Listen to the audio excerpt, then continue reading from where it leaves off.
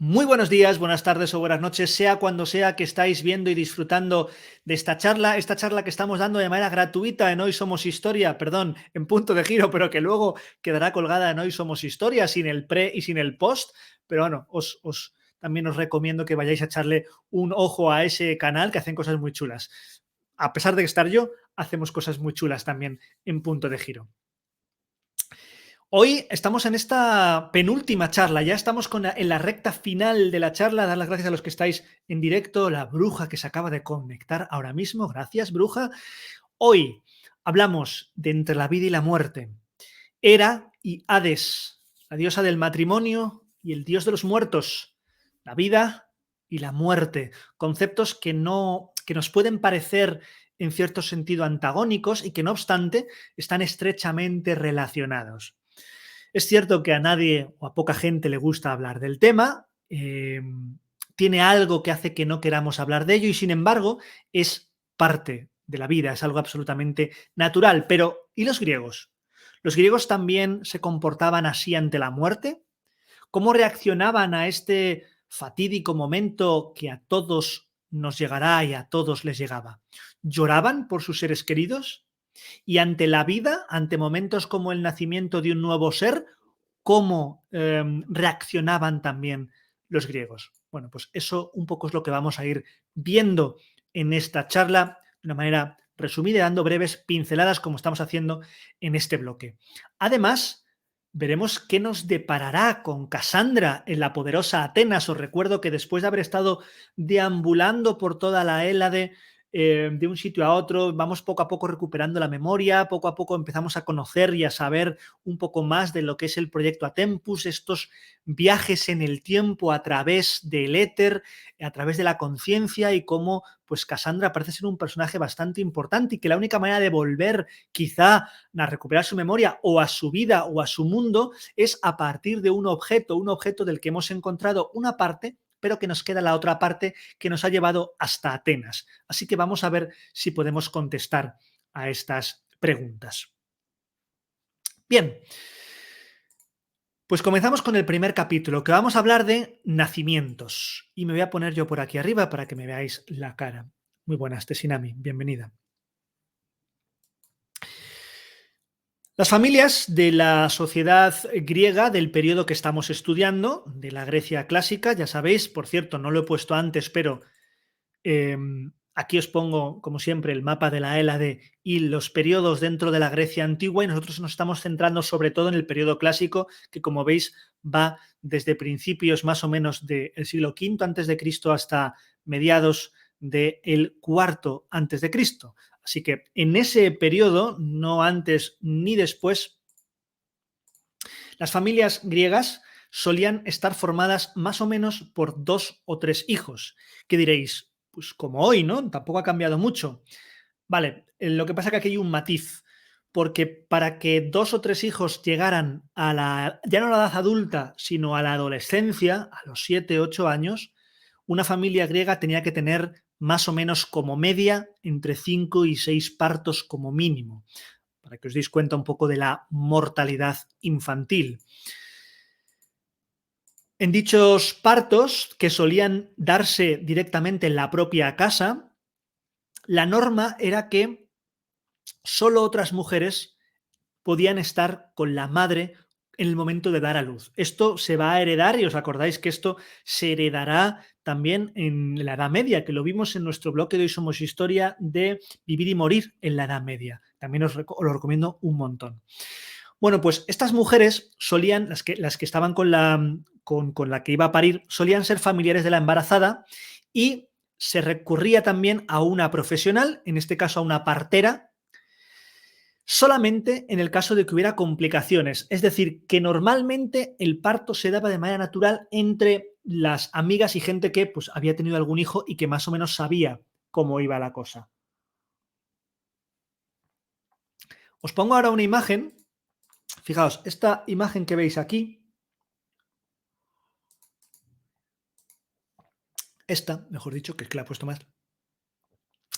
Vemos a una madre y a un hijo tras el parto. Este relieve muestra a la madre sentada en el centro, la que está en el centro sentada es la madre en este caso, y el niño está en manos de la niñera, del aya, después de haber tenido ese parto. Esta pequeña, este pequeño relieve probablemente fue una ofrenda a Asclepio o a Igea, que son la divinidad femenina que veis en mano izquierda, la figura de mayor tamaño probablemente sea Igea, que es una divinidad que está asociada con los nacimientos, para dar gracias a que hubiese sobrevivido no solamente ella, sino el niño al parto. Pues me ha parecido interesante ponerlo.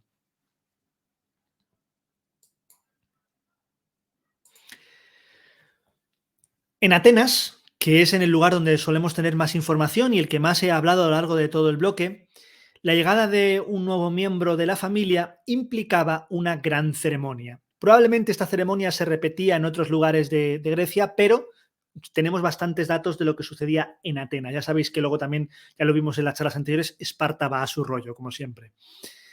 Cuando llegaba el momento del parto, la familia del padre tenía que embadurnar de brea todo el perímetro de la casa. Brea, especie de, pues eso, sí, de brea. Vamos, no hace falta explicar lo que es la brea.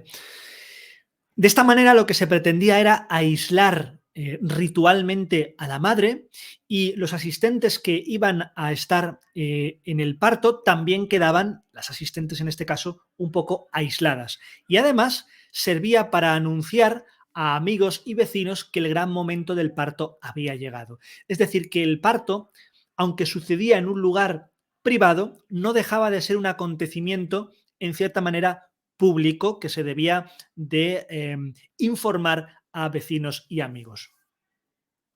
Una vez que el bebé salía del vientre de la madre, se le envolvía en una tira de lino para darle calor y para intentar limitar sus movimientos y que no hubiese ningún tipo de lesión. En ese momento, si el recién nacido era varón, el padre colgaba una rama de olivo en la puerta principal de la casa. De nuevo, esta idea pública del nacimiento. Si era una niña, se colgaba una cinta de lana en el mismo lugar. De esta manera, todo el mundo sabía si había nacido un varón o una mujer en esa casa. Otra costumbre ateniense era bañar en aceite al recién nacido para fortalecerlo. Ya sabéis que el aceite se utilizaba también en todo lo que tiene que ver con la medicina, con libaciones, en los rituales y demás, que vimos rituales de adivinación y tal. Bueno, pues también en ese sentido tenía esa idea de fortalecer al bebé, de nuevo con la idea de que de que el aceite tenía unas propiedades no solamente medicinales físicas, sino también, en cierto sentido, espirituales.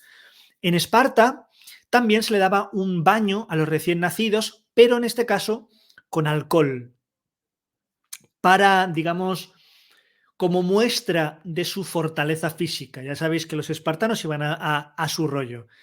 Y ya sabéis también lo que pasaba con los espartanos en el caso de que rechazaran al niño. No sé si lo contamos el otro día o si lo voy a contar aquí. Creo que hablamos el otro día de lo que sucedía si el niño salía un poco deforme o demás, se tiraba directamente por un barranco. Esto no es leyenda urbana, esto está documentado. Al sexto día de haber nacido el bebé, se celebraban las anfidromias. Las anfidromias consistían en una ceremonia, de nuevo de una limpieza ritual, pero en este caso de la madre y todo aquel que hubiese tocado a dicha madre mientras daba a luz. Eso por un lado. Y por otro lado, consistía también en aceptar oficialmente al bebé como miembro de la familia. Esto se hacía por varios motivos. En primer lugar, porque este ritual de limpieza, espiritual, digámoslo así, se daba porque en casi todas las culturas antiguas, incluso también en la Edad Media, se pensaba que el nacimiento era lo más próximo a la muerte y por tanto se pensaba que para evitar, en cierto sentido, que esas personas que habían estado lo más cerca que iban a estar de la muerte, más allá del momento de morir, se tenían que purificar de alguna manera, la madre entre ellas. No tenía tanto que ver con algo de sanitario real, de higiene, sino más bien con esto otro. Con esto otro. Y lo de esperar 6 días era simplemente porque la altísima natalidad en los primeros días, pues hacía que no se hiciera este tipo de ritual ni se le aceptara el bebé oficialmente por la familia, simplemente para dar ese margen de morirá, no morirá. En el momento en el que se aceptaba, era el padre, con sumo cuidado, el que cogía al hijo o hija en brazos y daba una vuelta alrededor del hogar, alrededor de la casa, mientras se lo iba enseñando oficialmente al resto de la familia. Una vez que se había hecho esto, que se había completado este ritual de las anfidromias, se consideraba ilegal que la familia pudiera rechazar a ese hijo. Esto en teoría. Que se hiciera o no se hiciera es otro rollo. Y esto que os he puesto aquí, no hace falta que os lo explique porque lo veis perfectamente, es una silla de bebé, una silla de la antigua Grecia, en el cual, pues como veis, la madre colocaba al niño y ahí estaba tan a gusto y podía hacer incluso sus necesidades y se colocaba un urinal, una palangana debajo y estaba magníficamente. El muchacho no se movía para un lado para otro. O sea, esto hoy existen este tipo de cunas de plástico, este tipo de cosas de plástico que no sé cómo se llaman, pero bueno, aquí lo tenéis. Como dice Sprocket, la República Independiente de Esparta, efectivamente. Bien, vamos a dejar un momentito esto y vamos a irnos con Casandra. Y es que con el traje nuevo que nos dio Quirón, resaltando los colores azules de Atenas, una trona eso, gracias Casiopea. Entramos en la gran ciudad por su puerta norte. Mirrina y los 2 veteranos deciden dejarte sola. Sabes bien dónde has de ir. El texto encontrado en el León de Leónidas, allí en el desfiladero de las Termópilas, no dejaba lugar a dudas. Es una casa, y esta vez estás bastante segura de que conoces su ubicación exacta. Por eso en ese momento en el que en el mercado se empieza a juntar centenares de atenienses, te aproximas al que siempre fue, sin lugar a dudas, uno de tus paseos preferidos mientras estabas en Atenas, mientras vivías en Atenas. Porque sí, viviste allí por un tiempo, en un momento en el que realizabas una misión encubierta para Esparta. No te sientes especialmente orgullosa, pero tú, Casandra, viajera del éter, estás completamente por encima de estas consideraciones morales, al menos de momento. Aún así, ha acudido a tu cabeza esta misión y te ha hecho reflexionar. Es más, ha hecho que venga a ti uno de aquellos recuerdos en los que conociste a una mujer que te ha ayudado antes durante esta aventura y que no lo recordabas hasta ahora. Vamos a ver a dónde nos lleva esta visita y a dónde nos lleva esta mujer. Y ahora os pongo el vídeo de hoy. Ya sabéis, al final preguntas. Hoy somos muy poquitos, así que estad atentos porque puede haber sorpresas. Os dejo con ella. El Ágora es el corazón de cualquier ciudad griega. Es el lugar en el que se reúnen todo tipo de personas, desde ciudadanos y extranjeros hasta magistrados y filósofos. Aquí se cierran todo tipo de tratos, lo que incluye reuniones políticas, diligencias legales y comercio. Cuando termines de explorar, ven a buscarme para poder seguir hablando. Hasta pronto, errante.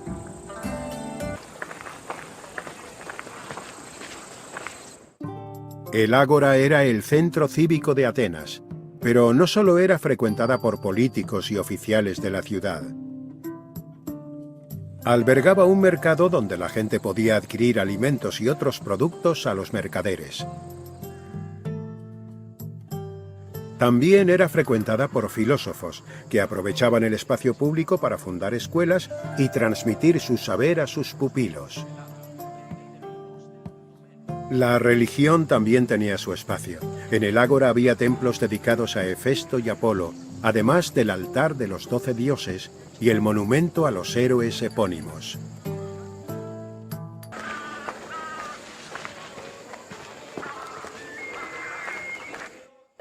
La estoa pintada, o stoa poikilé, tomó su nombre de los murales que adornaban su pared. Las pinturas las ejecutaron en el siglo V a.C. artistas famosos como Polignoto, y representaban victorias militares griegas como la batalla de Maratón. La estoa servía de espacio de reunión para los ciudadanos, pero era especialmente popular entre los filósofos, que lo usaban para transmitir sus enseñanzas.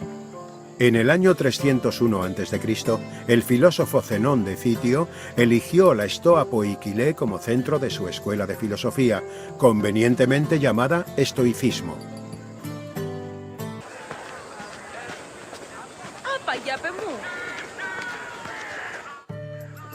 Los magistrados supervisaban el comercio en el ágora. Había 5 agoranomoi que mantenían el orden en el mercado, controlaban la calidad del género y recaudaban tasas. Esta fuente de ingresos para la ciudad ayudaba a pagar a los magistrados y a los encargados de mantener el orden. El mercado beneficiaba a todos. Los clientes compraban lo que necesitaban, los mercaderes se ganaban la vida y los oficiales de la ciudad recaudaban lo necesario para mantener la democracia en marcha.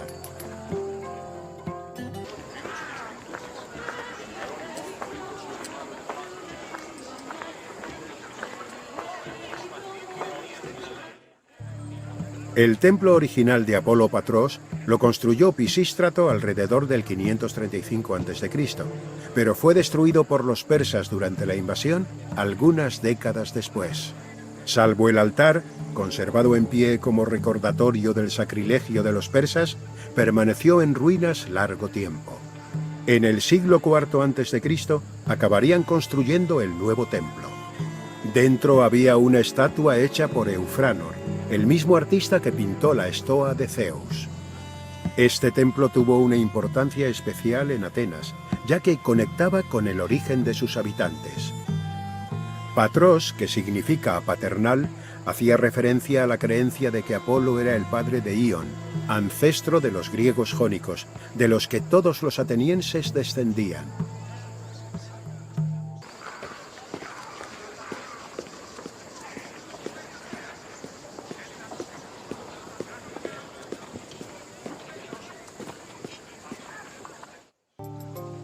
El templo de Hefesto se levanta sobre el ágora desde la colina de Colonos Agoreo.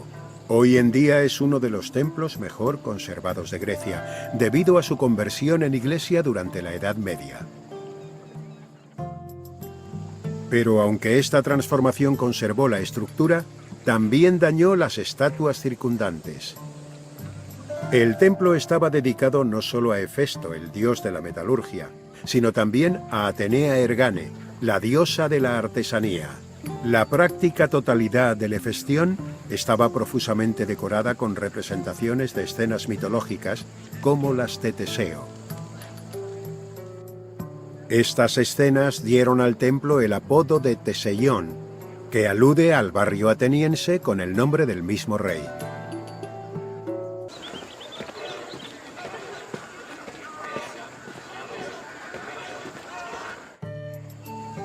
El Bouleterión era otro edificio del ágora que estaba al servicio del proceso democrático. Albergaba al Consejo Ateniense de Ciudadanos, la Boulé. Este consejo de 500 personas lo formaban 50 miembros de cada tribu griega y servían durante un año. Eran elegidos al azar entre los ciudadanos mayores de 30 años. Todos los meses se elegía un grupo de 50 para liderar el comité ejecutivo de la Boulé, los pritanos.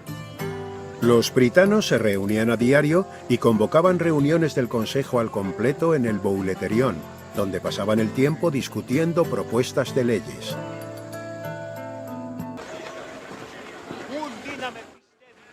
El pritaneo era uno de los edificios más importantes del ágora, además de cuartel general de los britanos. Los britanos formaban la Boulé, comité ejecutivo al mando del funcionamiento diario de la ciudad. Los britanos cenaban en el Britaneo, y 7 de ellos dormían en él para garantizar que siempre habría oficiales disponibles en caso de emergencia. En este edificio se guardaban además las pesas y medidas oficiales de la ciudad. El fuego de Hestia, origen del de cualquier sacrificio público, también se encontraba aquí. La Heliea era la corte más importante de Atenas, presidida por un grupo de jueces llamados heliastas. Los juicios estaban a la orden del día en la vida del ciudadano ateniense y se celebraban casi a diario. Los heliastas eran escogidos al azar teniendo en cuenta 2 factores: que figurasen en la lista oficial de 6.000 potenciales heliastas y que estuviesen presentes en el juzgado el día del juicio. Para compensar las pérdidas generadas al ejercer de heliasta y fomentar la participación en el proceso judicial, Pericles determinó un estipendio de 2 óbolos para los escogidos.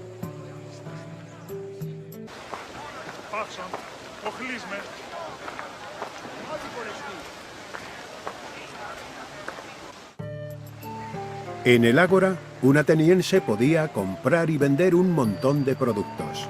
El mercado al por menor permanente estaba dividido en secciones en función de los productos. Los mercaderes y artesanos que vendían en el mercado podían ser ciudadanos, extranjeros o esclavos liberados. Vendían de todo, desde alimentos y ropa hasta joyería y esclavos. Con tanta variedad, la competencia era feroz, aunque ayudaba a regular los precios del mercado.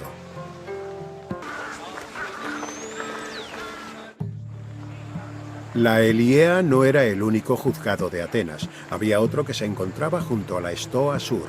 Los historiadores creen que fue un juzgado por una caja descubierta allí que contenía 7 piezas de bronce. Votando con estas piezas, el jurado emitía sus veredictos. La razón por la que los juicios eran tan comunes en Atenas podría ser su régimen democrático, que hacía énfasis en el derecho del individuo a exigir compensación ante la injusticia. Pero no todos los asuntos legales se solucionaban de esta forma. Si la reclamación era pequeña, era zanjada por un único magistrado. Los juicios públicos se reservaban para delitos graves como el robo, el asesinato y los crímenes políticos.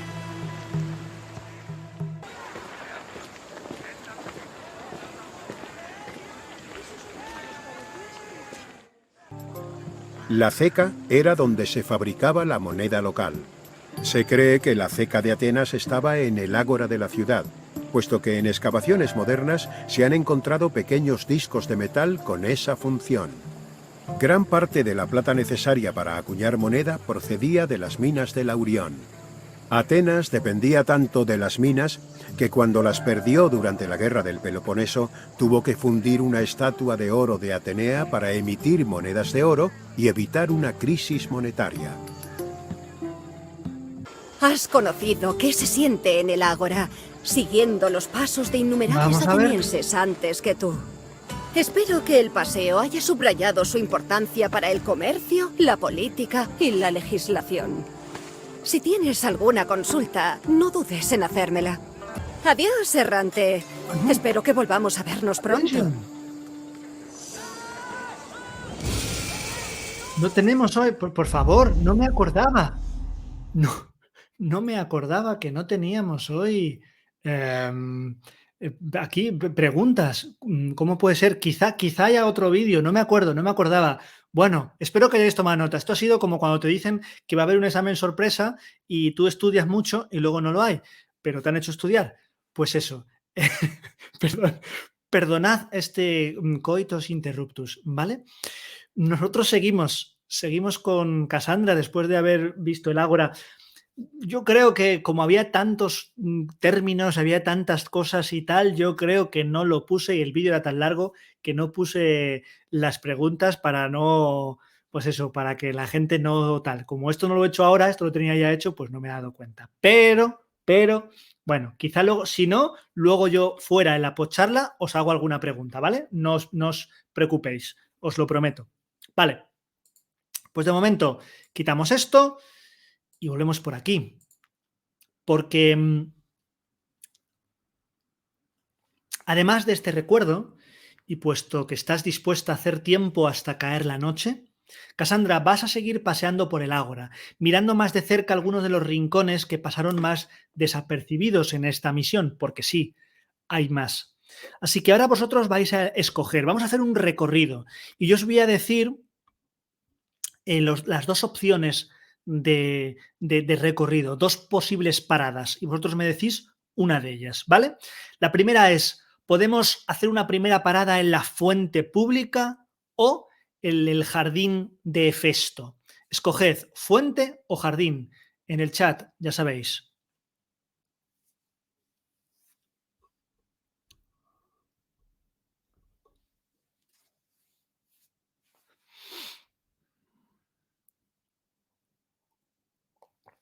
Vale, tenemos una fuente, jardín, dos fuentes. Jardín, jardín, tenemos 3 jardines y 2 fuentes. Creo que... Tiqui, tiqui, ti, pues creo que nos vamos al jardín por votación. Pues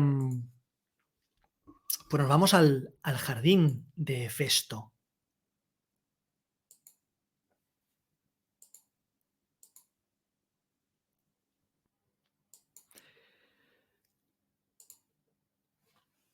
Y esto es el jardín de Hefesto.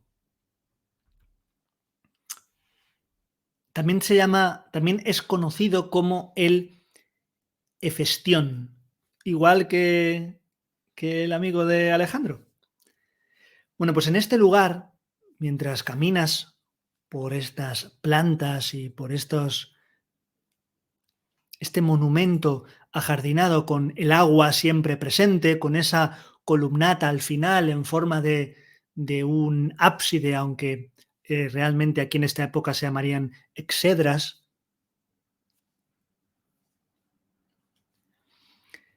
Te viene a la cabeza cómo algunos excavadores han descubierto restos arqueológicos aquí, en el jardín de Hefesto.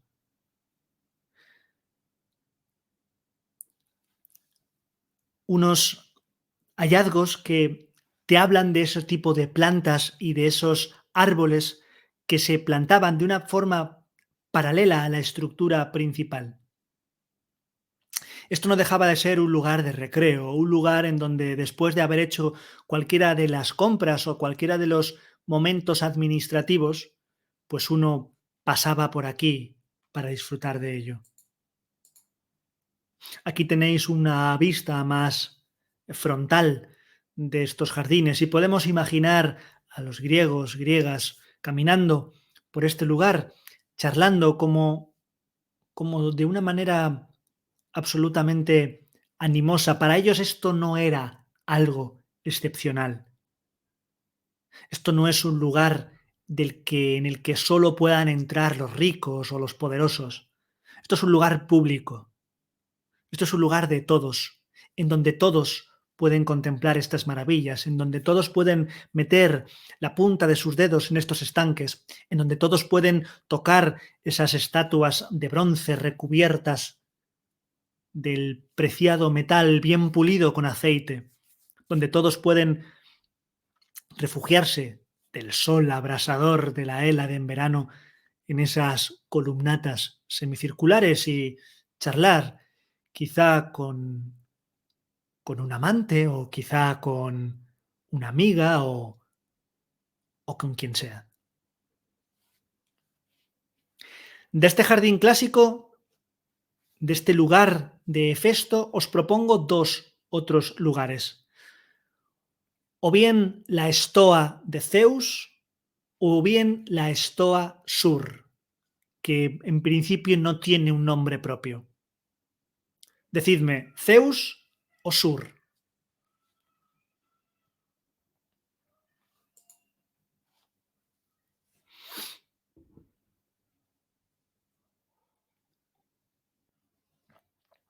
Sur por aquí, Casiopea, perfecto. Sur, Adrián. Sur Tesinami, y creo que si seguimos siendo bruja, hoy no es tu día. Bueno, pues en principio nos vamos al sur, porque aunque Sprocket esté contigo, bruja, de momento nos vamos al sur. Pues esta es la Estoa Sur, vista a vista de pájaro, digámoslo así.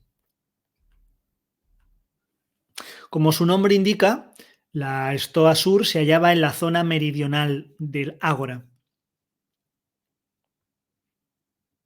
Este edificio, que se construyó durante la primera década de la Guerra del Peloponeso, de la cual ya hablamos en anteriores charlas, medía unos 80 metros de largo y era lo bastante grande como para albergar 16 salas en su interior.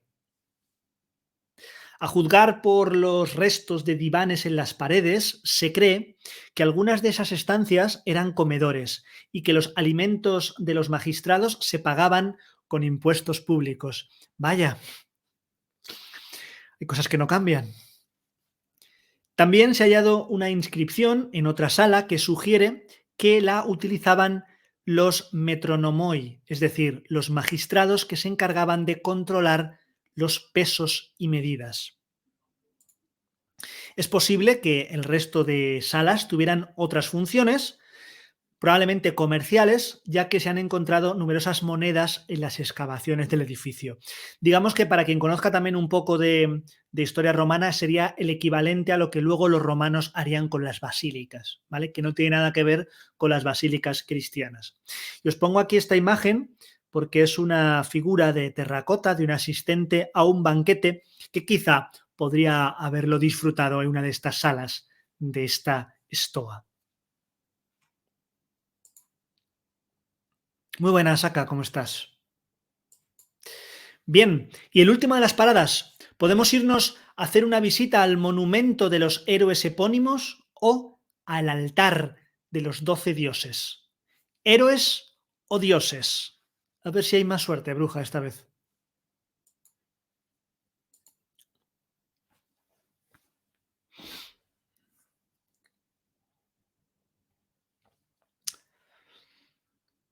Dioses, Casiopea.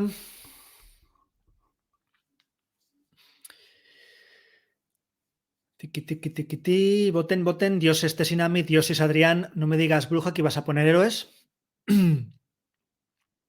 Espero que esta vez sí que sean dioses.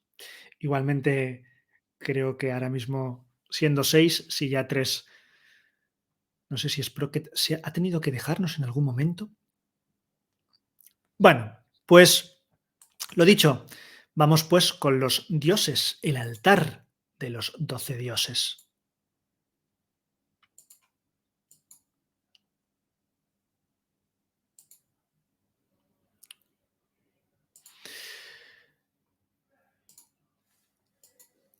Es esto, es una pequeña ara, no es mucho más. Pero parece ser que este altar estaba dedicado a, como su propio nombre indica, a los principales 12 dioses dentro de la mitología griega, que vimos algunos de ellos en charlas anteriores. Y además también servía como refugio y punto de referencia topográfico. Heródoto lo utilizaba para ejemplificar distancias y también se usaba como unidad de medida en toda Ática. Este altar fue levantado por orden del arconte Pisístrato en el año 522 a.C., es decir, antes de la época clásica, y la identidad exacta de los 12 dioses es todavía objeto de debate porque no están escritos en el propio altar. Se considera que suelen ser los 12 dioses olímpicos que aparecen en el Partenón, pero no estamos completamente seguros.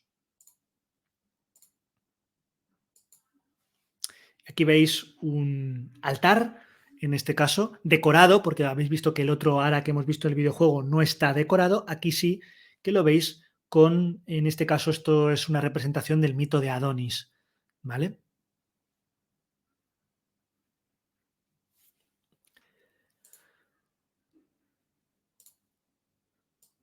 Pues llega la noche, Cassandra, y te diriges hacia aquella casa. Nada más aproximarte, un par de hoplitas salen a tu paso. En cuanto les entregas el documento y pasan unos minutos, un anciano, con una sonrisa de oreja a oreja, con arrugas en el rostro, acude a recibirte. Además de una dirección, en aquel documento que encontraste, Cassandra, había un nombre. El nombre de aquel hombre, Sófocles.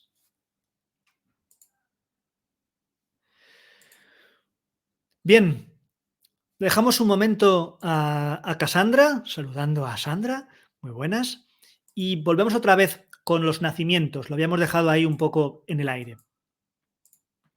Bien, en Atenas y otras comunidades jonias, es decir, de la zona de Atenas, también una vez había nacido y todo lo que hemos dicho antes, se presentaba al nuevo ser en sociedad, cosa que se hacía durante el festival de las apaturias. Ya no de presentarlo a la propia, al vecindario, sino presentarlo, digamos, en sociedad.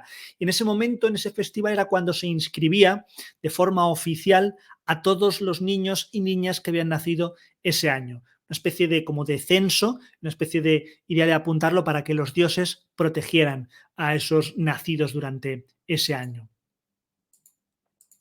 Debido a la precariedad de la vida en aquellos tiempos,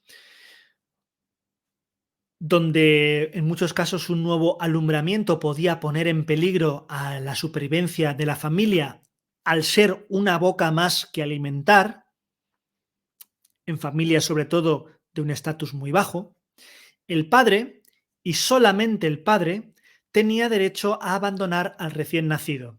Tenía que ser, como hemos dicho antes de los 6 días, de manera legal, si es que así lo consideraba.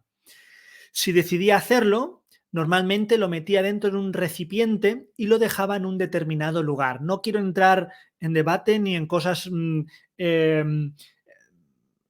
poco sobre especulaciones y demás. Lo que sí que os puedo decir es que parece que esta práctica no era nada frecuente, o al menos no nos han llegado prácticamente ningún tipo de documento que hable de ello, ni ninguna prueba arqueológica, además de que sí que nos han llegado algunos testimonios de que estaba bastante mal vista. Por tanto, no vamos a decir que era habitual, ni muchísimo menos, se podía dar. Ese determinado recipiente se podía colocar en un lugar donde creyeras que alguien podía encontrarlo para darle una mejor vida a ese muchacho. Los mitos griegos están plagados de este tipo de cosas, de los heroicos. Acordaos hemos hablado de un montón de mitos en los que los padres abandonan a sus hijos porque creen que hay una profecía y los dejan en un lugar para que los encuentre un pastor o lo que sea. Evidentemente eso surge de algún lado, surge de aquí. Es decir, tiene un sustrato real, pero ya os digo, no estaba para nada bien visto, no tiene nada que ver con lo que hacían en los mitos y parece ser que no era en absoluto habitual. Ahora, esto sí que se sabe, el aborto era legal, al menos en Atenas, siempre y cuando la chica embarazada tuviese el permiso de su padre, del pater familias, no del marido, de su padre, ¿vale? Aquí, lo que veis aquí, en este vaso es un vaso funerario. Aquí dentro están las cenizas funerarias, las cenizas de la mujer que veis representada aquí. Esta mujer, llamada Quilarón, parece que falleció en el parto y por eso se depositaron sus cenizas después de cremarlas en un vasito funerario como este, que se colocaría después en un columbario, para rememorar de esta manera la forma en la que había muerto. Es decir, en este momento es una representación de la muerte. Ya empezamos a unir nacimiento con muerte, ¿vale? Abrazo para Mario también, Sandra.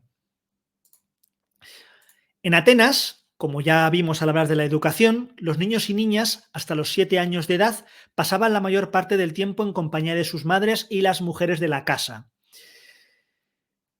que normalmente los textos aparecen, los llamaban teknon, Teknon, que a la traducción sería algo así como criatura, como criaturita, pues eso. Las niñas se entretenían jugando con muñecas articuladas a las que se podía vestir, como esta que veis en pantalla. Y no solo eso, porque aparte de estas muñecas articuladas, en Atenas también se han encontrado sonajeros, sonajeros de terracota con forma de cerdito, como este que veis aquí. Se han encontrado un carro de juguete, también hecho de terracota, como este que veis aquí, con una cuerdita para tirar, dados, tabas y hasta un biberón, como esto que tenéis aquí, que sería un biberón también hecho todo esto en terracota para alimentar al bebé. También estos niños se podían entretener con juegos en grupo, como el de la gallinita ciega, no se llamaba así, pero para que nos entendamos, existía, que los griegos en este caso, en vez de llamarlo gallinita ciega, lo llamaban la mosca de bronce. No he conseguido averiguar por qué lo de la mosca de bronce, pero lo llamaban así, ¿vale? Si alguno tiene interés y tal, que investigue y me lo deja en comentarios. Lo que sí que se sabe es que consistía en que uno de ellos, con los ojos tapados con la venda, tenía que atrapar al resto mientras gritaba: voy a cazar una mosca de bronce. ¿Por qué? No lo sé. Y sus amigos le rodeaban dándole manotazos, tal, mientras él estaba con los ojos cerrados, un poco para despistarle o para tocar un poco lo que vienen siendo tal, y le iban gritando: vas a cazar, pero no pillarás nada. Esto lo tenemos en inscripciones donde se ve está dibujado en un graffiti uno de estos momentos y tiene precisamente como si fueran bocadillos de un cómic estas inscripciones. ¿Por qué lo de la mosca de bronce? No lo sé. No tengo ni idea. Efectivamente, como si fuese una Barbie y un Kent. Bien, vámonos con Cassandra.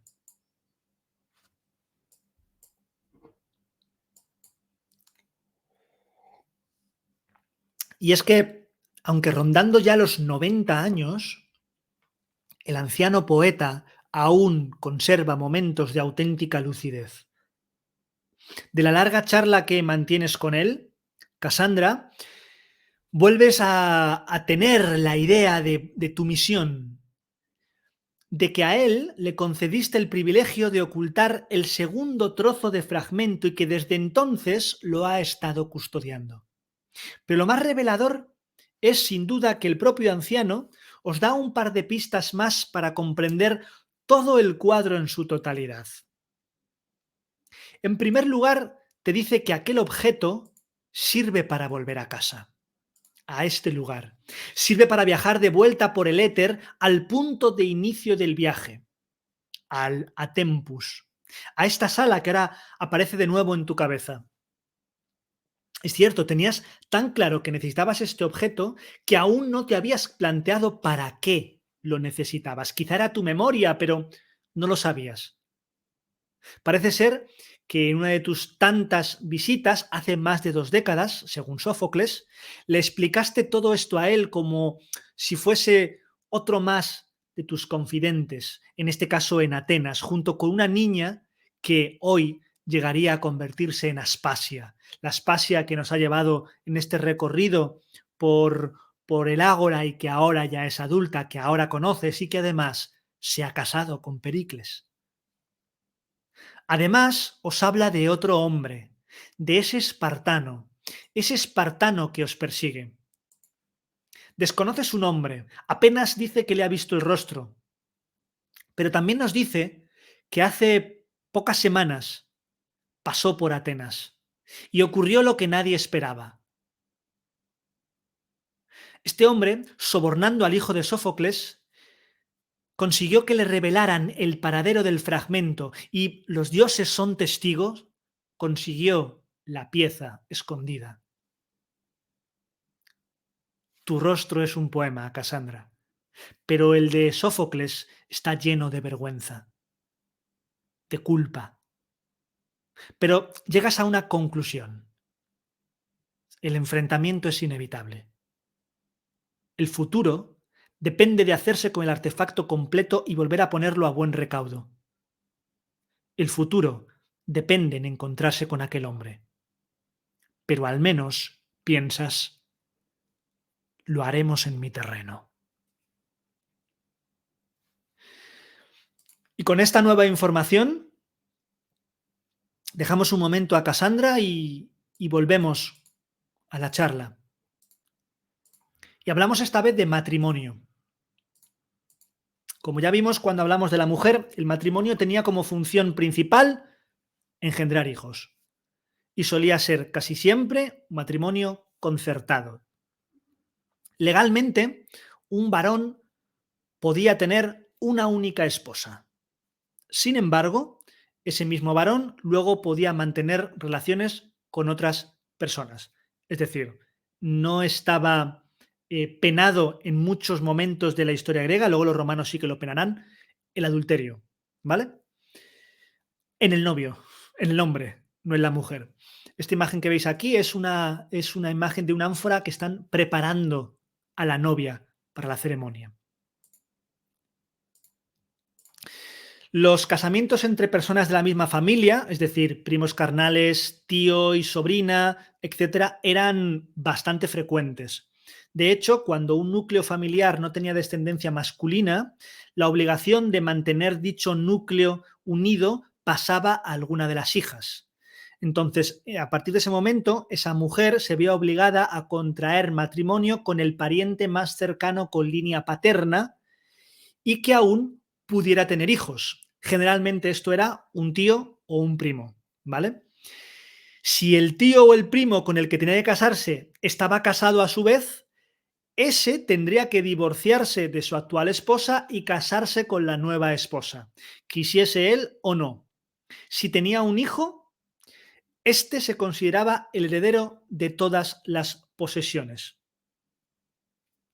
más allá del hijo que hubiese tenido con la mujer anterior, es decir, tenían un hijo nuevo.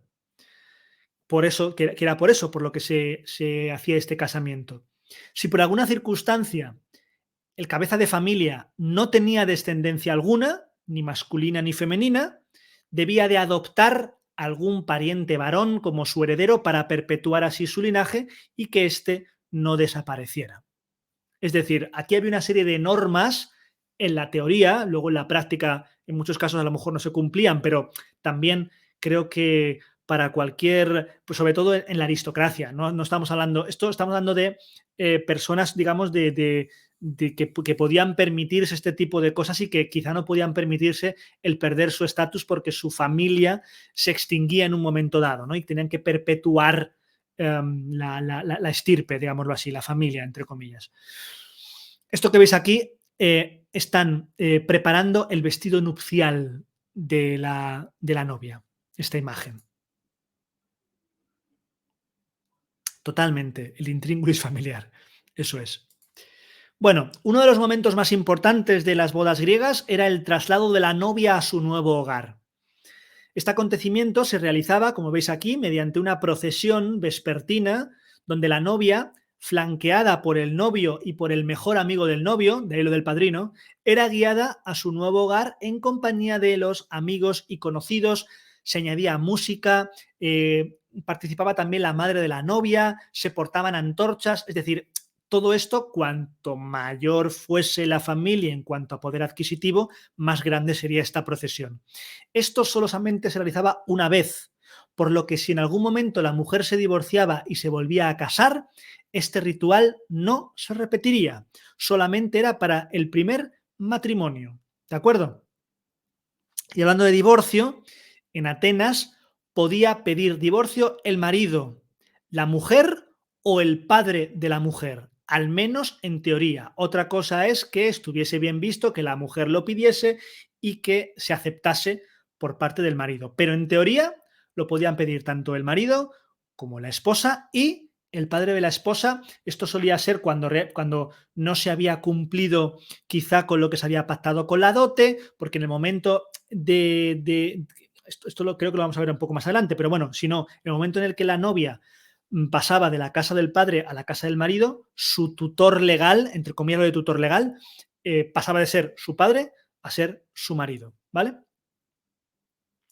Una vez que esta procesión llegaba a su destino, los padres del novio salían a recibir a la nueva pareja, a la que conducían ante el lahar doméstico, es decir, ante un lugar donde estaban unos pequeños altares a los dioses y a los antepasados de la familia, igual que los romanos. Y se le obsequiaba a este lahar con estos de los antepasados con nueces y con diversos frutos secos, una especie de ofrenda alimenticia. Lo habitual era que hubiese una gran diferencia de edad entre los cónyuges, y esta habitual gran diferencia significaba que la novia llegaba a una familia mucho más mayor que ella y una familia dominada por mujeres, ¿vale? Aquí veis a esta procesión que ya ha acabado, aquí ya en la casa, con las mujeres de ambas familias, tanto de una como de la otra. Es decir, estas mujeres son las que se convertían en aquel momento, desde ese momento, en las damas de compañía que tendría esta mujer durante el resto de su vida. Y una curiosidad sobre los espartanos, que ya sabéis que van a su rollo. Una de las costumbres de las que tenemos noticia es la de elegir pareja al azar en un cuarto oscuro, sin ver a la otra persona. Esta manera, este método, que evidentemente no era general, se le conoce como matrimonio secreto o matrimonio al azar, a la traducción, y era considerado como un síntoma de igualdad, ya que con este sistema, digamos que se estaba lanzando un mensaje de que una pareja era tan buena como cualquier otra. ¿Vale? El único objetivo del matrimonio, en el caso de los espartanos también, era tener descendencia, y esta modalidad permitía a los cónyuges buscar otra pareja en el caso de que no se hubiese tenido hijos con la anterior, ¿vale? Se daba, no era habitual, pero se daba en ciertos momentos. Según se cree, esta práctica ya en época clásica, que la que estamos, ya había caído en desuso. Esto tendríamos que ir un poco más anterior. Sin embargo, que no tengamos noticias de adulterios en Esparta provocó muchos comentarios al respecto por parte del resto de griegos. Es decir, parece ser que si esta costumbre no era ya habitual en época clásica, al menos sí que era habitual el hecho de te tocase la pareja que te tocase o escogieses la mujer que escogieses, mientras pudiese procrear, era suficiente. Daba igual, no había adulterio, porque no... si en el caso de que esa mujer no hubiese tenido hijos, directamente se cerraba ese matrimonio y se tenía otro matrimonio con otra mujer y por tanto ya no habría adulterio. Evidentemente esto es la teoría. Hablamos de adulterio en el momento en el que se denunciaba como adulterio. Luego aquí cada uno haría lo que le diese la gana y demás, ¿no? Pero parece que legalmente no hay prácticamente ningún caso de denuncia de adulterio por parte de los hombres a sus esposas o viceversa, ¿vale? Eso es, como dice Adrián, la cuestión era reproducirse. ¿Con quién? Daba igual. Mientras saliese un hijo sano, fuerte, daba igual. Y las mujeres igual. El marido da igual. Mientras fuera un marido fuerte, y normalmente lo sería, porque ya hemos visto un poco cómo se las gastaban los espartanos, le daba exactamente igual. Supongo que tocar se podría, sí. No sé hasta qué punto, bruja, pero algo se podría.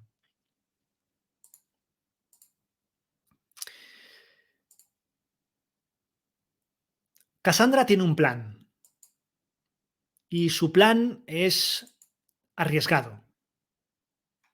Aunque Sófocles y Aspasia están de acuerdo con seguirla en este plan. Su idea es buscar a aquel tipo y enfrentarse a él, sin aliados, con lagunas aún importantes.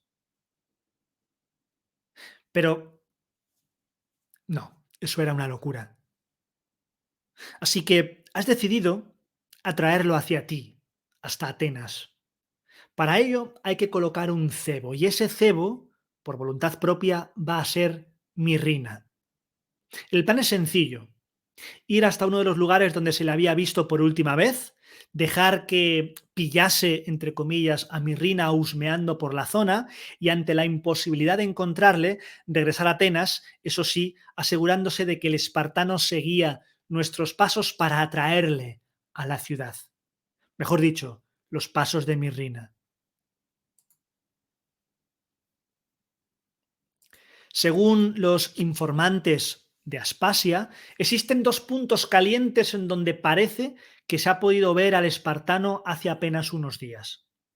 Uno de ellos es rondando las inmediaciones de la playa de Maratón. El otro en la isla de Eubea, en su misma capital.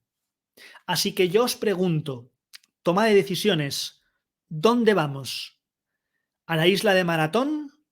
Perdón, ¿a las playas de Maratón o a la isla de Eubea, que es justamente la isla grande que tenéis arriba en la pantalla, en este mapa?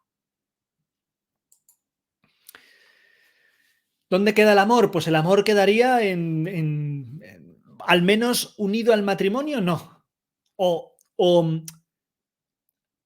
no era condición sine qua non, ni mucho menos. El amor pocas veces a lo largo de la historia, estamos bastante mal acostumbrados actualmente, pocas veces el amor ha sido la razón principal para el matrimonio al menos. Vamos a ver, tenemos 3 islas y playa. 4 islas y playa. Así que pues nos vamos a Eubea. Nos vamos a la isla de Eubea de momento. La Maratón es cansado de por sí, sí, lo es. Bueno, pues vámonos a Eubea.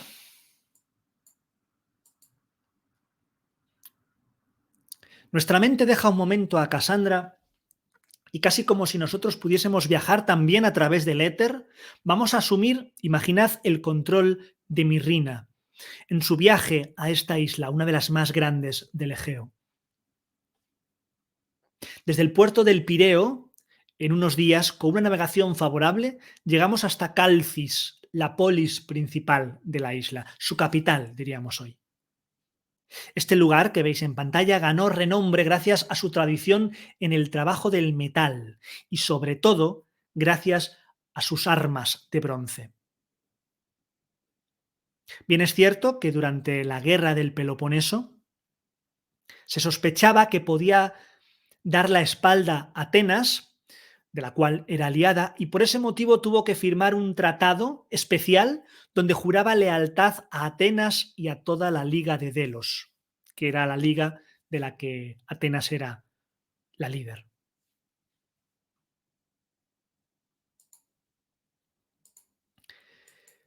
Caminando por sus calles, rápidamente Mirrina se da cuenta de que sí, de que la fama de la metalurgia tiene también su reflejo en el propio urbanismo, en las propias lugares que se va encontrando. Y vemos un taller como este. En la antigua Grecia coexistían talleres metalúrgicos de diferentes tamaños. En la segunda mitad del siglo VI es notorio el desarrollo de los talleres de armas, llamados ergasteria o ergastería, que daban empleo desde a unos cuantos artesanos hasta varias docenas de esclavos, dependiendo del tamaño de dicho taller. Pronto incluso empezarían a aparecer unidades de producción más grandes, haciendo de la metalurgia una de las actividades más lucrativas de la Grecia clásica, siempre según los historiadores. Al igual que otros oficios, la metalurgia era ejercida casi exclusivamente por los hombres. Talleres pequeños, como esto que veis aquí, para el consumo local, podrían constar de solamente 3 trabajadores, como es el caso, un herrero y 2 esclavos que actuaban como ayudantes. En contraste, los más grandes se parecían a una, entre comillas, muchas comillas, fábrica y podían emplear más de 50 esclavos. Por ejemplo, en las colinas de la Acrópolis de Atenas se han excavado 4 enormes talleres de más de 40 metros de largo que datan entre el 470 y el 440 a.C., es decir, estaríamos en época clásica. El meteco ateniense Céfalo pudo haber tenido uno parecido, puesto que se decía que tenía a 120 esclavos trabajando para él. Esto contrasta con talleres que encontramos en el santuario de Nemea, bastante más pequeños, aunque no necesariamente eran estos los del tamaño más común. Como podéis imaginar, la especialización era habitual. Los fabricantes de espadas, por ejemplo, no producían yelmos o escudos. Había doriskoi, que eran los fabricantes de lanzas, de los dori, que habíamos hablado cuando hablamos del ejército. Habría también makairopoioi, que son fabricantes de espadas o de cuchillos. El nombre se las trae. Makairapoioi, ¿vale? Makaira con CH. En los talleres de yelmos se podían fabricar, eso sí, grebas, las espirilleras, pero por ejemplo las corazas, sobre todo los torsos musculados, se fabricaban en otros talleres específicos. Es más, en los talleres más grandes, cada uno de los trabajadores se encargaría de un área y de una pieza muy diferente entre sí. Y esto que veis aquí son artesanos trabajando con esta idea típica de la representación de hombres desnudos. No significa que esto sea una representación real de cómo trabajaban los griegos, ¿vale? Algunos irían desnudos, otros no, pero en este caso probablemente esta desnudez se deba a que se quiere dar la idea en esta copa de figuras rojas que veis aquí, se quiere dar la idea del calor que desprende ese horno, del calor que podía haber en estos talleres, en estas metalurgias, que obligaba, en cierto sentido, a, pues eso, estar prácticamente desnudo.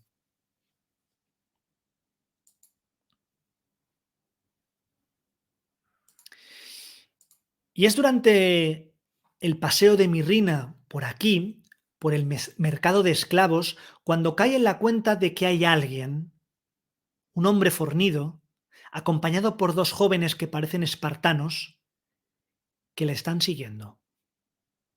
Parece que el pez ha mordido el anzuelo.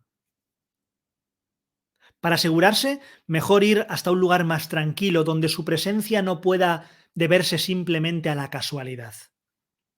Por eso Mirrina va a ascender la colina, la que corona el cabo Artemisio, en donde se alza su famosa estatua de Poseidón. Decir que lo que ve Mirrina ahora es una de las hipótesis de esta estatua, que el juego ha querido poner así, una estatua datada en el 460, el periodo de transición entre el arte arcaico y el arte clásico. Quizá tendría una imponente estatura como la que vemos aquí, de 2,10 metros.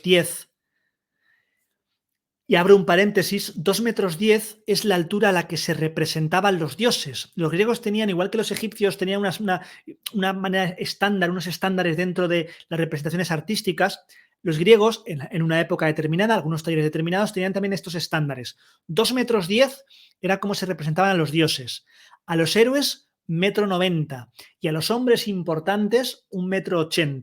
Es decir, para marcar esta diferencia de estatura, tuvieran la estatura que tuvieran. Hablo de esculturas idealizadas, ¿vale? La hipótesis de esta estatua que encontramos, que podría deberse a esta famosa estatua, es o bien Zeus lanzando un rayo, que no ha aparecido, o bien Poseidón con su tridente, que tampoco ha aparecido. Es verdad que los historiadores hablan de que la posición de la mano encaja más con un tridente, pero también es verdad que los tridentes en la antigua Grecia no solían ser arrojadizos, por lo que existe la duda de qué dios era este y a qué deidad representaba. Y sí, definitivamente Mirrina tiene claro que es el espartano. No hace falta perder mucho más tiempo. Sabe que el plan de Casandra es bueno, o al menos confía en ello. Así que, desde aquí, echando un vistazo a Calcis desde la parte superior, aquí desde su acrópolis, y prometiéndose que en mejores circunstancias volverá para explorar esta isla, Mirrina consigue un pasaje en el primer barco disponible, sabiendo que el espartano la sigue. Un pasaje rumbo a casa, un pasaje rumbo a Atenas. Y ahora volvemos a nuestra charla de historia y vamos a hablar de la muerte. Y es que cuando el final llegaba, los hijos estaban obligados a organizar un funeral digno para su padre o su madre. Cuando un miembro de la familia fallecía, las mujeres debían preparar el cuerpo del muerto para su viaje al reino del Hades. Lo primero, igual que con un extraño e irónico paralelismo, era ungir el cuerpo con aceite, lo mismo que se había hecho con el bebé, ¿os acordáis? Y se le vestía con ropa limpia. Tras esto, se le envolvía con lienzos encerados, excepto la cabeza que quedaba al descubierto. Es decir, una especie como de momia con lienzos de lino, pero en su interior iban vestidos con ropa. Con este aspecto eran introducidos en el ataúd, el cual se colocaba sobre unas andas en la entrada principal de la casa del fallecido el día previo al funeral. Estaba allí durante 24 horas. Aquí veis esa preparación del cadáver. Habitualmente se colocaba un óvulo, una moneda, no sobre sus ojos, como ha venido la tradición y como nos han vendido las películas, ya esto lo hablamos en alguna ocasión, sino sobre sus labios, como pago para el barquero Caronte, que debería llevar el alma del difunto para cruzar la laguna Estigia y alcanzar el reino subterráneo del Hades, donde iban a parar todos los muertos, fuesen asesinos desalmados o no. No había dos lugares diferentes para los muertos. Aquí no hay Valhalla o lugares diferentes como lo hay en otras mitologías. No. Igual que pasaría en Roma, con el Elíseo, el Hades era un lugar común para todos. Una vez que se había cruzado la laguna Estigia, eran recibidos y llevados por Hermes ante los jueces infernales, ante los 3 jueces infernales, Minos, Radamantis y Sarpedón.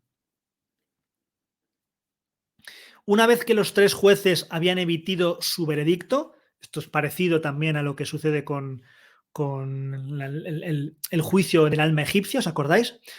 Bueno, una vez emitido el veredicto, si eran culpables, dentro del Hades había un lugar reservado para ellos, el Tártaro, mientras que los bienaventurados eran conducidos a otro lugar, a los Campos Elíseos, una especie de paraíso, pero todo en un mismo lugar. No solamente existían estas 2 zonas, sino que también había diferentes espacios para guerreros famosos, para los muertos por amor, para los suicidas, para los condenados injustamente a la muerte, para los niños muertos al nacer, etc. Es decir, esto luego va a ser utilizado, este es el mapa del Hades, esto en gran parte va a ser luego utilizado por autores medievales, en este caso por Dante Alighieri, para crear su purgatorio. ¿Os acordáis, no? Del purgatorio y también el infierno de la Divina Comedia. Aquí os he puesto, me voy a quitar yo para que lo veáis todavía más grande. Este es un mapa con los diferentes lugares del Hades. Veis esa zona, el Tártaro en rojo, etcétera. Veis la laguna Estigia con el río ahí, con el Aqueronte. Si lo ponéis en grande, incluso podéis ver las partes, ¿no? Los nombres. Bueno, pues dejado al muerto, como hemos dicho ahí, expuesto durante un día, antes de que amaneciera, al día siguiente, el cortejo fúnebre formado por los parientes del muerto sacaba de la ciudad el ataúd. A la cabeza de la procesión iba una mujer con un vaso para las libaciones rituales que se harían luego en el lugar donde se llevara, un vaso como este que veis aquí, y tras ella iban los hombres y después las mujeres de la familia, ¿vale? Es decir, primero una mujer que se encarga de los rituales, luego los hombres y luego el resto de la familia femenina. Salvo alguna excepción, el color de la ropa escogida solía ser el negro o el gris. Probablemente de esto nosotros luego hayamos cogido en gran parte el negro como el color de luto, aunque no será esto hasta época muy tardía. Porque que sepáis que en la Edad Media, al menos en la Edad Media cristiana, el color del luto era el blanco, no el negro, ¿vale? De hecho, se cuenta que si no me equivoco, María Estuardo, cuando fue obligada a casarse con el monarca, no sé si era María Estuardo o María Tudor, no recuerdo ahora exactamente, pero se obligó a casarse con el monarca con el cual no compartía religión, uno era protestante y otro era católico, y acudió a su boda completamente vestida de blanco, lo que era un color no de tal, sino de luto, expresando así simbólicamente su descontento ante esa boda. No recuerdo quién era exactamente ahora, pero bueno, para que os hagáis una idea. Estamos hablando de, os digo, del siglo XVI. Bueno, 17, de hecho. No, 16. Bueno, da igual. En ocasiones había plañideras. Se contrataban el servicio de plañideras para darle más emotividad, para darle más solemnidad al momento. Y tras todas estas personas venía un grupo de flautistas que le daban un poco el sonido a esta procesión.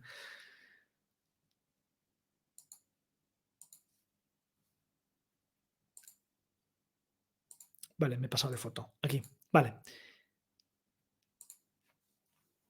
Esto que veis aquí es un vaso para jugar y aparecen himnos y tánatos. Aparece el sueño y la muerte no violenta levantando el cuerpo de un guerrero. Si lo pongo a lo mejor un poquito más grande, no lo puedo hacer más grande. Lo podéis hacer más grande, ¿vale? Esto es una representación de un vaso ritual donde están himnos y tánatos levantando el cuerpo del guerrero, también en un momento ya después de su muerte.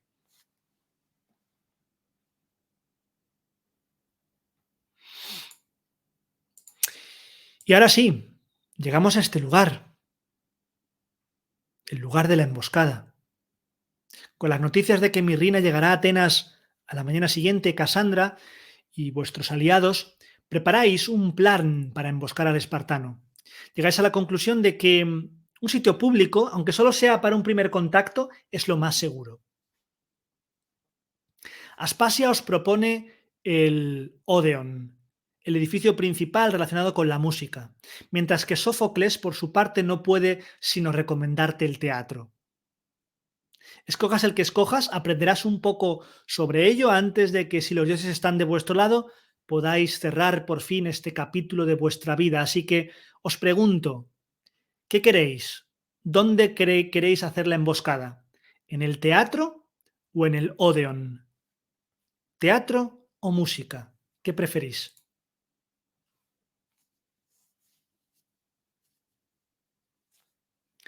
Respondiendo a Adrián sobre si había alguna relación entre el sueño y la muerte, más allá de la idea del sueño eterno, ¿había una relación con el sueño diario? No. En principio, que yo sepa, no.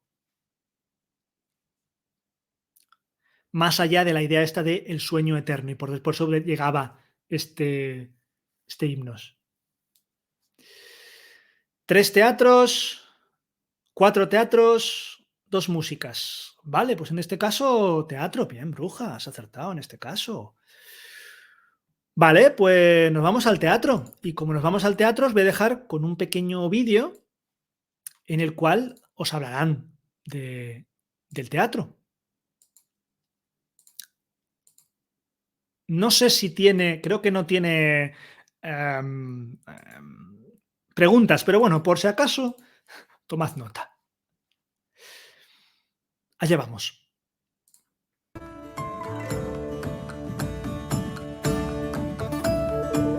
El teatro no es solo una parte más de la cultura griega, es una parte fundamental.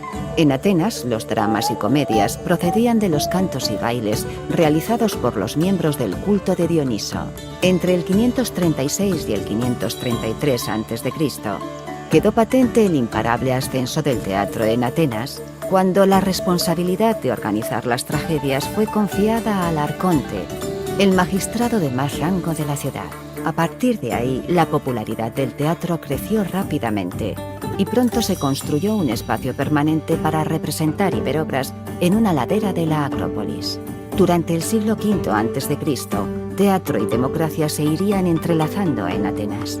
A menudo funcionaba como un amplificador de ideas políticas y en ocasiones lograba influir en la opinión del público. Tanto que en el siglo IV a.C., Platón acuña el término teatrocracia para describir la política de la ciudad.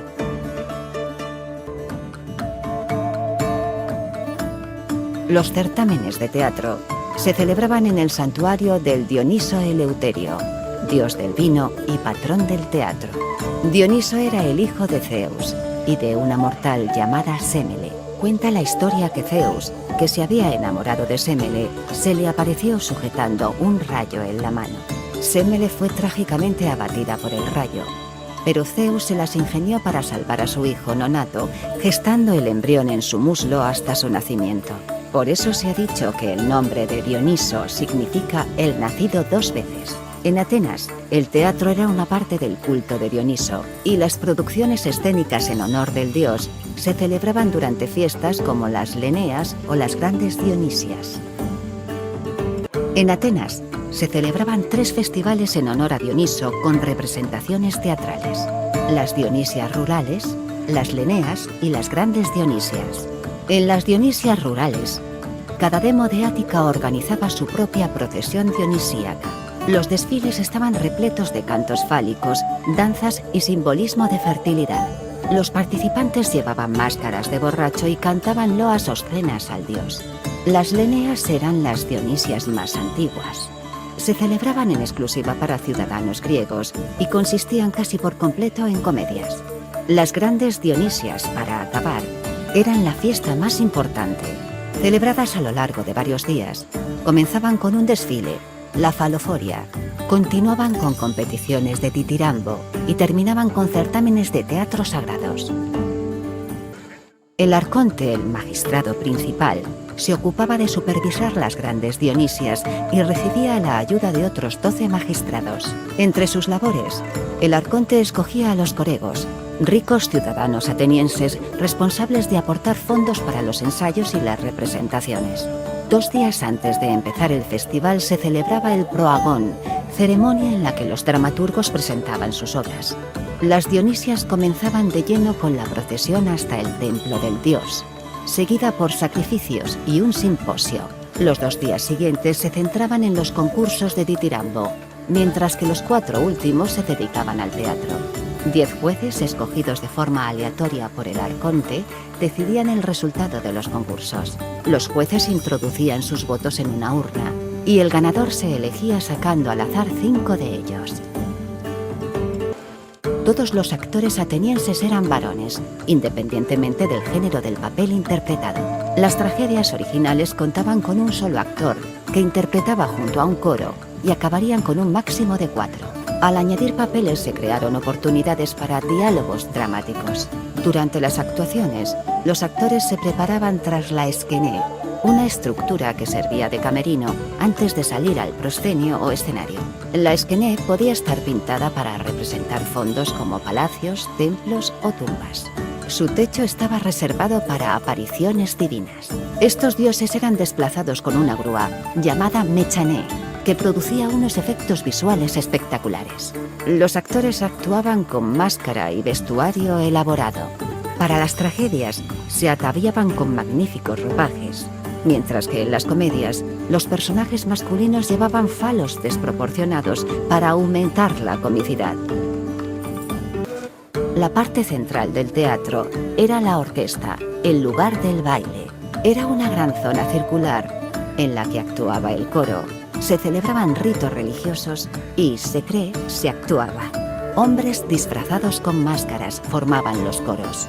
Cualquier ciudadano ateniense podía ser un coreuta, siempre que fuese escogido por el director. El coro también hacía las funciones de telón, puesto que su entrada y salida marcaban el comienzo y el fin de la obra respectivamente.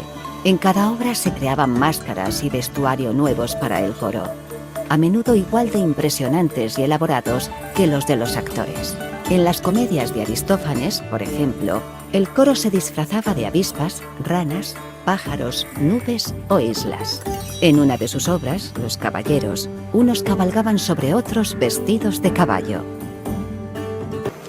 En el Teatro de Atenas, el espacio para las representaciones, cabían 17.000 personas, casi un 10% de la población de Ática. Su excelente acústica lo hacía ideal para el teatro, pero en ocasiones también se usaba para reuniones políticas o desfiles. Todo el mundo podía acceder al teatro, aunque esto no significa que fuera gratis. En las primeras filas se sentaban los sacerdotes y oficiales públicos, mientras que la parte central del auditorio se reservaba para embajadores e invitados de honor. Sabemos que los hombres y las mujeres se sentaban separados. En general, la reacción del público era emocional y ruidosa. Durante las actuaciones gritaba, maldecía y arrojaba cosas en función de su humor. Estas reacciones eran parte de la experiencia tanto o más que la propia interpretación.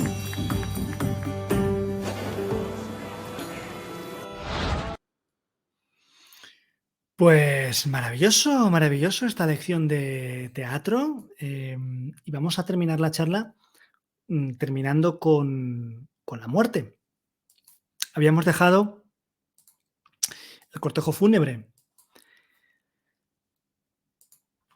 La meta de dicho cortejo era normalmente un terreno familiar, donde los restos del difunto iban a ser depositados, habiendo dos modalidades diferentes, o enterramiento, inhumación, o incineración.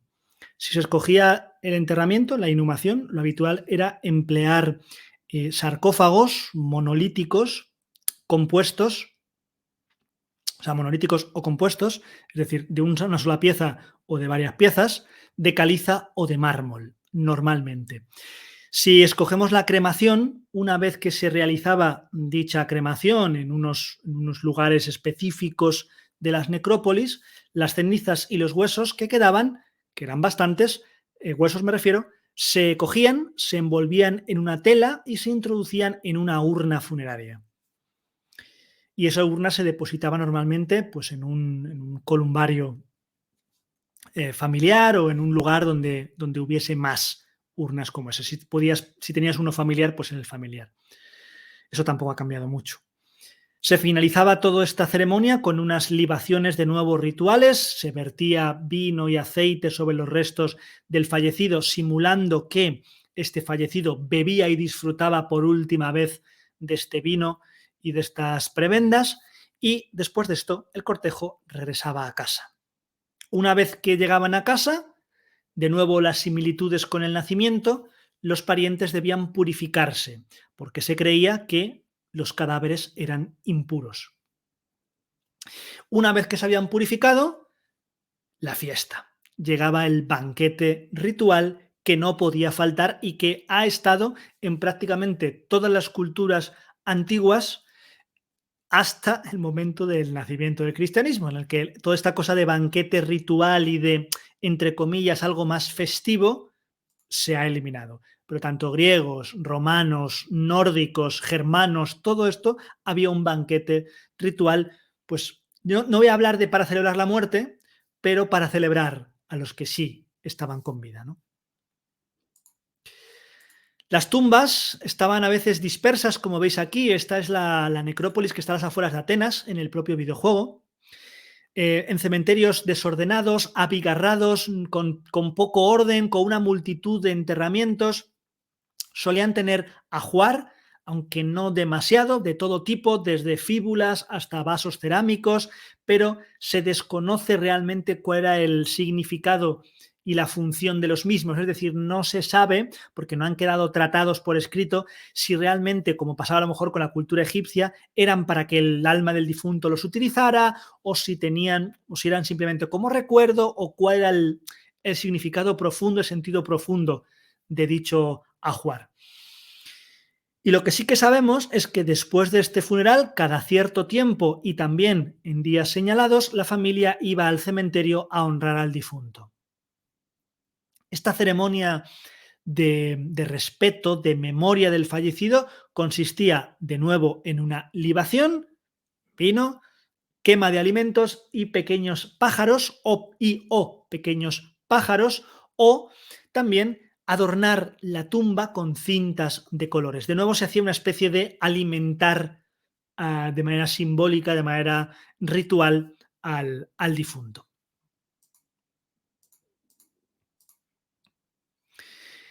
Y se podía marcar de alguna manera. Habéis visto estelas, habéis visto sarcófagos un poco más grandes.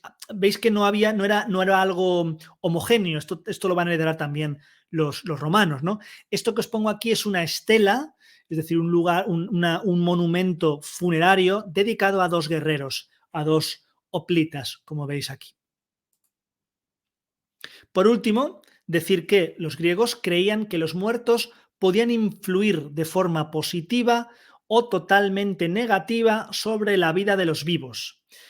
Se sabe, creían incluso que podían actuar como mensajeros y llevar peticiones a los dioses infernales para que perjudicaran a algún enemigo, que podía ser alguien de la propia familia o que ya se podían ser miembros de otras familias y tal, o sea que el caso es que había que mantener contentos a los muertos. No me hubiese gustado hablar mucho más de ello, pero quizá en el futuro, ya hablamos un poquito de esto en los bloques de Roma, que hay bastante similitud, pero quizá en el futuro planteo algún bloque que tenga que ver con el mundo de los muertos y el mundo espiritual de Roma, que es muy interesante y que tengo algunos libros por ahí de bibliografía que podrían estar guays, pero será en el futuro. Y quiero cerrar el bloque, la charla, mejor dicho, con 2 imágenes. Una de las imágenes más absolutamente brutales que ha hecho el ser humano y que aunque he estado 2 veces en Roma, nunca he podido ver, porque por unas cosas o por otras siempre Villa Borghese, nunca he podido ir, es el rapto de Proserpina o Hades raptando a Perséfone, que es la forma griega de Proserpina, una de las esculturas más representativas de Bernini y que creo que es algo absolutamente sobrenatural y que el día que lo vea en persona probablemente se me saltarán las lágrimas, como me ha pasado con otras estatuas del que es hasta el momento mi escultor favorito del mundo mundial. Y además también quiero cerrar con esto. ¿Por qué? Porque esto es una estela funeraria fechada en torno al 380 a.C., donde lo que vemos es una madre joven llamada Filónoe, cómo contempla desde el mundo de los muertos a su hijito, que en ese momento está en los brazos de una esclava, que salvará la vida de ese niño, y esa madre intentará alcanzar y al niño, a su vez a su madre, intentarán alcanzarse mutuamente, pero no lo lograrán. Esto es una estela dedicada a esta madre, a esta mujer.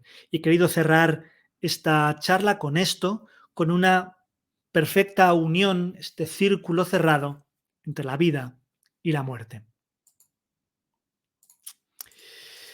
Así que conclusiones, ¿qué es lo que hemos visto hoy? Hemos dado un repaso a algunas de las prácticas, características y particularidades que tenían los partos y nacimientos en la antigua Grecia, así como los primeros días del infante.